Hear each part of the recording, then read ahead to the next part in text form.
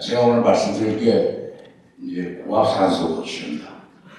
원래 이게 이제 우리나라에서는 연탄가스 중독 치료에 사용했던 건데 50년대, 60년대에 지금은 여러 가지 그 NTH, 또 리버세이징 그거에 대해서 오늘 설명을 간단하게 드리고 끝내도록 하겠습니다. 항노화와 영노화의 그러면 정의가 뭐가 차이가 있는지, 그리고 영노화의 목표가 뭐고 그거를 이루는 데 있어서의 어떤 방법론에 대해서 말씀을 드리고 그리고 말씀을 드리겠습니다. 항노화는 여러분들이 다 아시다시피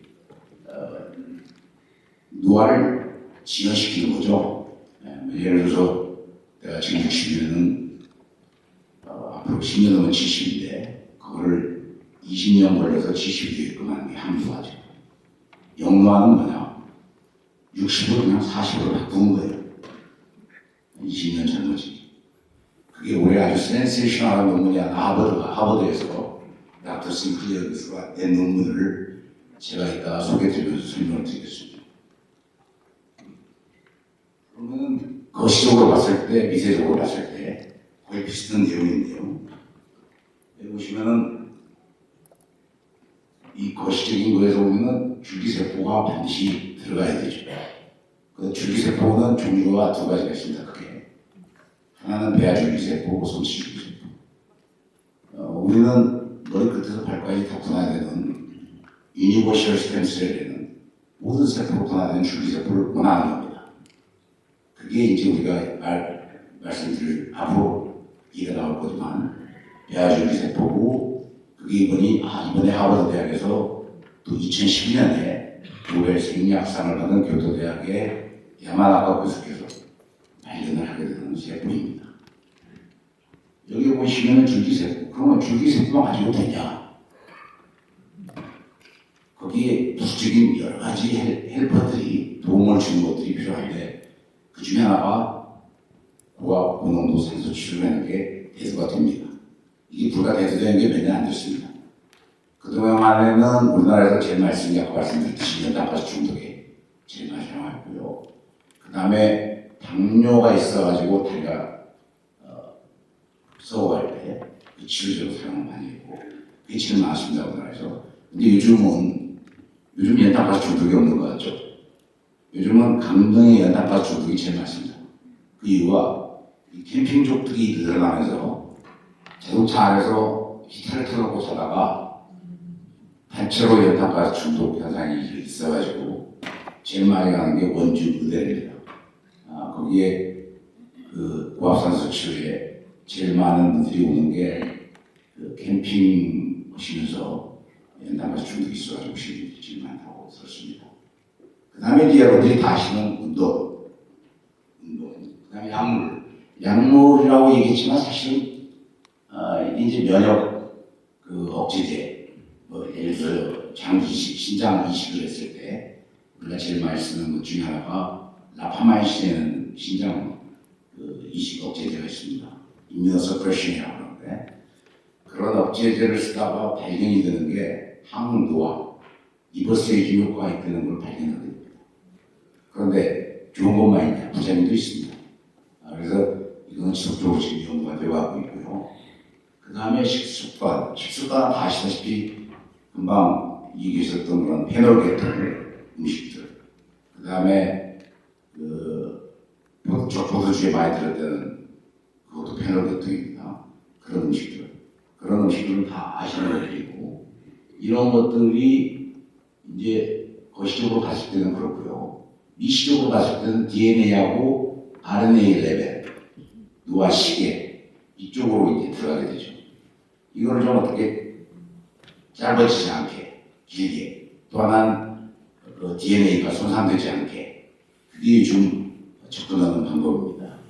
DNA에서도 DNA를 감싸고 있는 실타래가 있습니다. 그 실타래가 여기 보시다시피 이 DNA예요. DNA 실타래에 메틸이라고 되어 있고 히스토닌이라고 되어 있는데 요즘 가장 항노화나 리버세이징에서 연구가 많이 되는 게 이쪽입니다. 이게 손상되면 노화가 빨리 되니까요.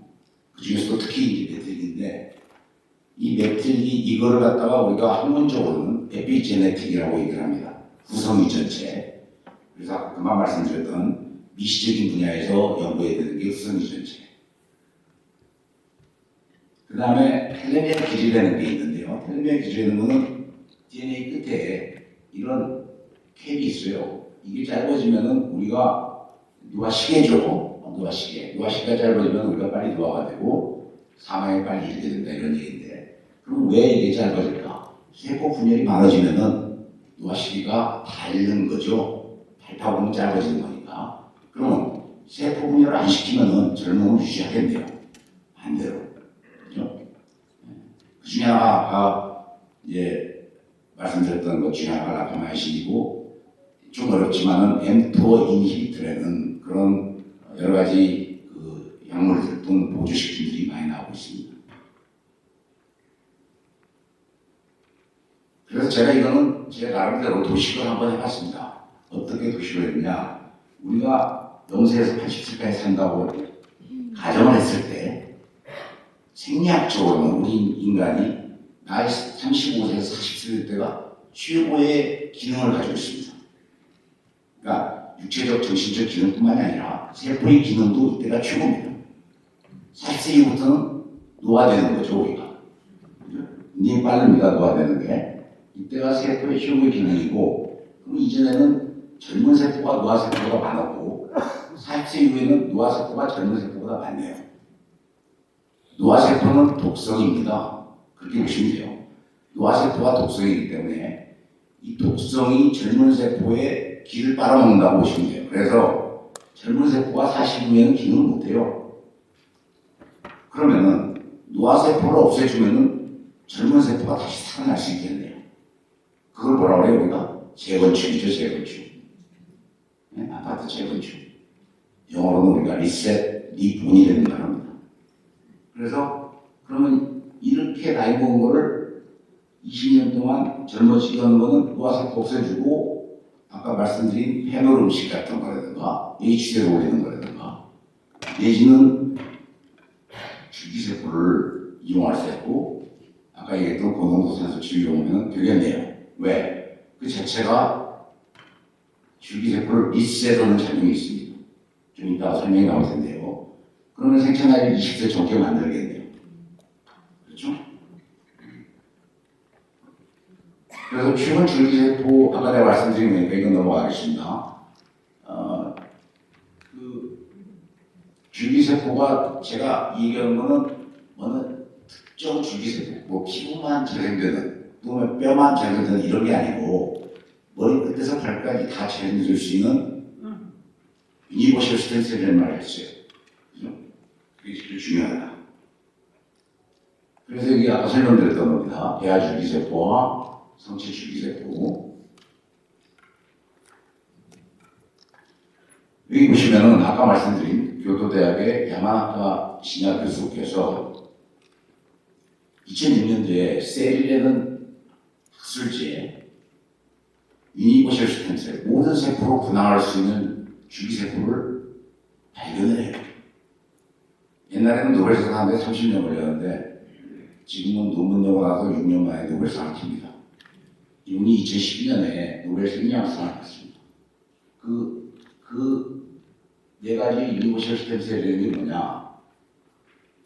OCT3, SOX2, CLIF4, C-MICE라는 건데 이 C-MICE는 암세포를 만들 때라는 거죠. 그래서 이거는 빼야 됩니다. 스템셀에서.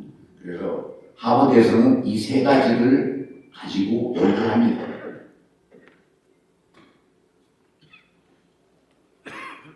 그래가지고 야마나카 인자를 이용해서 하버드에서 이게 발견한 게 아니에요. 이미 교토대학에 발견한 걸 갖다가 진짜 그런가 증명을 하는 거예요. 근데 이 연구하는 데만 13년이 걸렸습니다. 그래서 올해 1월 달에 셀이라는 아까 노벨상 탔던 그 논문의 실이죠. 하버드 대학에. 그래서 대단히 획기적인 논문입니다, 이게. 그래가지고 아까 이 OX2, 3, FOX2, CLIF4만 이용하고 이거는 뺐습니다. 왜? 이게 암세포를 증식시키니까. 그래가지고 그 다음 장에 보시면은 쌍둥이 쥐를 똑같은 쌍둥이 쥐예요. 하나는 DNA를 손상시키고 하나는 손상시키니까 5개월짜리 쥐가 16개월 쥐로 바뀌어요. 이렇게 흰머리도 나고 노화가 빨라지죠. 이 한 쥐는 아까 야마나카 교수가 발견했던 그 유전자를 집어넣었어요. 집어넣었더니 57%까지 획신이 되더라는 겁니다. 시력도 좋아지고 근육도 좋아지고 여기 보시면 심장 조직도 좋아지고 뇌기능도 좋아지고 그렇죠. 네. 여기는 줄기세포 받은 쥐, 여기는 DNA 손상을 준 쥐입니다. 그래서 이게 올 1월 달에 셀이 실리고 이게 아마 차기 9월 생약상을 받지 않을까 이렇게 생각이 듭니다. 그러면은 질병 치료에 우리가 크게 세 가지가 있어요. 뭐 복잡하게 생각하실 게 없어요. 이외에 물론 있지만 크게 보시면은 약물과 수술과 줄기세포의 앞으로 그 다음에 그 옆에다가 보조치료제가 들어가려면 아까 말씀드렸던 고농도 고산소 치료죠. 고압산소 치료죠. 그러니까 줄기세포에는 줄기세포를 집어넣는 거하고 유전자 가해로 재프로그래밍 해주는 거. 그 다음에 우리 몸에 있는 유전자를 아까 노화세포를 주면 우리 몸에 있는 줄기세포를 다시 재건축시킬 수 있다며요. 그게 리셋이죠, 리셋. 다시 활성화시키는. 그러니까 내가 볼 때는 남의 걸 집어넣는 것보다 우리 몸 안에 있는 걸 다시 재활성화시키는 게 최고죠. 거기서 나온 아이디어가 고압 고농도 산소 추입니다. 그래서 아까 말씀드린 그 노벨 의학상 받으신 이분이 독일 대학 교수신데 1930년대에 이 체내에 산소 부족이 되면 암이 발생한다는 것을 발견을 해요. 그래서 노벨상을 받습니다.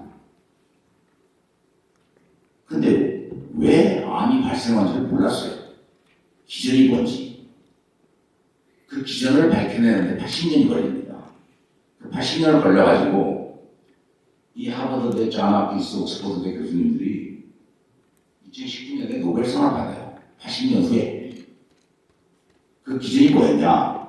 산소 부족이라는데요. 우리 공기 중에 있는 산소가 21%입니다. 그걸 다 받아요, 우리는. 받는데 왜 산소 부족이 올까요? 네 가지예요, 산소 부족의 원인은. 폐가 안 좋으면 산소를 줘도 공급이 안 돼요. 심장이 안 좋으면 심장에서 펌핑이 안 돼요. 그렇죠? 또 세포가 기능을 못하면 산소 공급을 해줘도 의미가 없어요. 그러니까 공기 중에 있는 산소를 못 마셔서 저산소 찍는 게 아니고 인체에서 세포가 기능을 못하면 산소 공급을 해줘도 암이 온다는 겁니다. 그게 오토 교수의 이론이었던 거죠. 근데 그걸 밝혀내는 게 이 세 분이 밝혀내고 거기서 밝혀낸 게 저산소, 하이폭식 인듀스트 팩터라는 이 저산소가 상태가 됐을 때 나타나는 인자를 발견해서 이게 암을 유발한다는 걸 알아냅니다. 그래서 노벨상을 받습니다. 그죠? 그러니까 체내 산소 부족에서 세포에서 이용을 못하면은 저산소 인자라는 게 나와서 암세포를 만들어내는 거죠.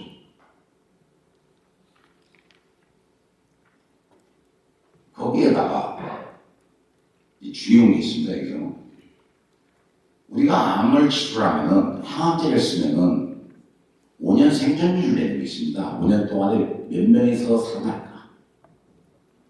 근데 돌아가시는 분 중에 물론 항암제가 안 들어서 돌아가시는 분들도 있지만 항암제 후유증으로 돌아가시고 합병증으로 돌아가시는 분들도 꽤 있습니다. 그게 못 먹고 잘 못 주무시고 몸무게도 빠지고 삶의 질이 형편없이 떨어져가지고 돌아가시는 분들이 꽤 많습니다. 그러면 그분들의 삶의 질을 향상시키는 보조 치료라는 게 필요하겠네요. 잠도 잘 자고 드시는 것도 마음대로 드실 수 있고 운동도 하고 삶의 활력도 불어넣어주고 몸무게도 좋아지고 정신적 육체적인 건강을 회복시켜주는 그게 제가 앞으로 말씀드릴 HBOT 고압 고농도 산소 치료입니다. 그게 여기 나와 있죠. 자, 이제 이거에 대해서 제가 말씀드릴게요. 아이벡스 외에도 고농도 고압 산소 치료 기기는 우리나라에서 많이 만듭니다. 그런데 이게 다 풀러지가 않기 때문에 또 국내 시장이 워낙 작기 때문에 굉장히 힘든 업체들입니다. 지금 현재도. 앞으로 이게 이제 수출길이 열려서 회사들이 잘 되는 게 제 바람이고, 이렇게 개인이 혼자 들어갈 수 있는 것도 있고, 뭐 10명 이상 이렇게 들어갈 수 있는 팀버가 있습니다. 그런데 그거를 이해를 돕기 위해서 아까 제가 평지, 지금 우리가 있는 데가 1기압이고 21% 상승입니다. 해녀들이 10m 이하로 내려가면 2기압이고 20m 가면 3기압입니다. 우리가 비행기를 타고 1000m 가면 기압이 5분의 1로 떨어져요. 0.2기압. 산소 농도도 떨어집니다. 5%. 자, 무농도 과학산소처는 이거를 2기압, 3기압으로 올리고 그러면 산소 농도가 10배에서 20배, 30배까지 늘어나는 그 원리를 이용하는 겁니다. 그리고 행주에 물을 뺄 때 우리가 쥐어짜 하잖아요. 그 쥐어짜는 게 압력이라고 보시면 돼요. 그 기압이 올라가는 그 압력에 의해서 산소가 스며드는 겁니다. 몸 안에. 그 원리입니다. 그래서 여기 보시면은 1기압에서 760 이게 우리 압력이에요. 지금 현재. 여기서 100% 산소를 주면 5배 증가하지만 2기압에서 100% 산소 주면 13배에서 15배, 3기압에서 20배에서 25배가 증가하는 산소의 농도의 비례율. 그래서 우리가 고농도 산소를 받으면 주기세포를 잡아갖고 또 혈관도 만들고 이러면서 젊음을 유지할 수 있는 그런 기능을 말씀드리는 거고요. 이건 좀 복잡하니까 제가 넘어가겠습니다. 제가 금방 설명을 드렸던 겁니다.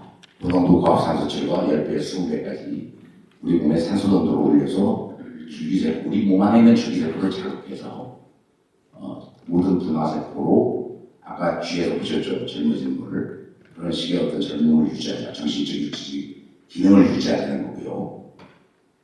그래서 그러면은 이런 질문이 있어요. 고농도 산소 치료는 혹시 우리 몸에 안 좋은 산소가 유발되는 거 아닙니까? 그게 발성산소죠. 리액티브 오xygen 스피시스였는데 이거는 저산소 때도 나와요. 이게 아주 나쁜 건데 이게 있을 때 아까 제가 얘기했던 그 암세포 유발은 그 요인이 발생되고 암을 유발한다고 했잖아요. 그런데 우리 몸이 그렇게 바보가 아닙니다. 이게 발생되면 이걸 중화시킬 수 있는 물질을 만듭니다. 우리 몸에서도. 이게 여기 서트인이라는 것도 있고 소디움 다이뮤테이스는 항산화제가 우리 몸에서 나와서 10분 안에 이 물질을 제거합니다. 제거해요. 그렇기 때문에 이게 우리 몸에 그렇게 큰 영향을 안 줍니다. 그런데 75% 100% 산소를 12시간 이상 주면 우리 몸에 안 좋습니다. 아까 HDL이 저농도에도 안 좋았고 고농도에도 안 좋았죠? 적정한 게 가장 좋은 겁니다. 그래서 고농도 과학산소치료는 1시간, 2시간 이상은 안 받습니다. 우리 하루에. 그렇기 때문에 우리 몸에 해롭지는 않다. 이거 보시면 될 것 같고요. 지금 우리나라에서 의학적 근거를 가지고 치료하는 스쿠버 다이버들 당뇨로 인한 아까 다리가 심하게 손상이 되실 때 그림으로 보여드리겠습니다. 이렇게 당뇨로 다리가 썩어 들어갈 때 치료하면 이렇게 좋아집니다. 이 그림도 역시 마찬가지고요. 좋아지죠? 이렇게 좋아지면 다른 말로 그럼 혈당도 떨어지겠네요. 맞습니다. 또 하나 인슐린도 그럼 올라가겠네요. 올라갑니다. 인슐린을 분비하는 세포가 췌장에 있는 아이슬렛셀인데 아이슬렛셀이 그럼 리셋되나? 재건축되나? 그건 아직 모릅니다. 그건 연구를 아직 해봐야 됩니다. 그럴 거라고 저는 믿습니다. 그래서 제가 케이스 이게 마지막입니다. 제 이번 발표에 제가 제 박사 후 과정의 학생의 장인어른이 건강문제에서 말기 위암을 판정을 받으셨어요. 68세신데 그래서 별로 해줄 게 없다고 대학병원에서. 그래서 이 학생이 저한테 교수님 혹시 HBOT 고농도 과학산소 치료는 어떨까요? 그래서 내가 장담을 못하는데 잃을 게 없다. 잃을 게 없다는 건 뭐예요? 치료될 수도 있고 도움이 될 수도 있고 안 될 수도 있다 이런 얘기죠. 왜냐하면 저도 한 번도 안 해봤으니까. 논문을 읽었지만 그래서 우리 박사후 과정 학생이 했어요. 장애인한테 해가지고 8월달에 암 판정 받고 항암제를 3번 했고 근데 이분이 식욕이 없고 잠을 못 주무시고 아까 그랬죠. 제가 항암제 받으면 삶의 질이 현저히 떨어져서 돌아가신다고. 그러셨는데 고농도 갑상선 치료를 4번 받으시고 식사도 잘하시고 부통증도 없어지고 잠도 잘 주무시고 그러고 항암제 8번 받으시고 2달 만에 찍었어요, CT를. 이게 위입니다, 우리 위. 여기가 음식물 들어가는 스페이스의 공간이에요. 이게 이렇게 커야 되는데 이게 부어 있어요, 다. 그죠? 우리 김철중 회장님께서 방사선과 전문이시니까 나보다 더 잘하시는데 내가 여기서 또 깊이 얘기하면 또 보러 가니까 약간만 얘기하겠습니다. 그럼 내가 중요한 거는 눈에 보이는 거니까 2달 후에 오셨는데 여기 스페이스를 보세요, 공간. 굉장히 늘어나고 부종도 많이 줄고 옆에 있는 폐포들도 많이 가라앉는 걸 보실 수 있고요. 그리고 그 아래를 찍었어요. 이게 암세포입니다. 암세포가 이렇게 줄어들어요. 공간도 엄청 늘어나고 그러면서 불면증도 해소되고 식사량도 증가하고 물건량도 증가되고 부작용, 항암 부작용도 다 사라지고 앞으로 항암 치료가 3달 더 남았어요. 그동안에 계속 치료 받으시고 한번 해봤는데 제가 볼 때는 많이 좋아질 것 같습니다. 정리 좀 부탁드립니다. 예, 다 끝났습니다. 그래서 결론은 고농도 고압산소가 조직 기능을 회복하는 데는 굉장히 좋은 것 같다. 줄기세포 관련해서 굉장히 좋고요. 제가 지금 금방 다 말씀드렸던 거니까 이건 지나가겠습니다. 그래서 영노화에 아마도 작용을 하지 않을까. 앞으로 근데 지금까지 나온 논문들을 제가 한 대다수 가지고 왔습니다. 잠시 보여드리고 제가 끝내도록 하겠습니다. 이게 이제 서울대학교에서 최근에 나왔던 논문입니다. 돌발상 난치의 효과가 굉장히 좋다고 서울대학교에서 논문을 내던 케이스였고요. 그 다음에 아까 말씀드린 거, 이게 신체 기능, 뇌 대사, 수면, 발음 기능 다 좋아진다고 했고요. 그 다음에 이제 그게 논문에서 당뇨 발생과 협력성이 굉장히 감소한다. 그러니까 그 다리 치료 시도 맞죠.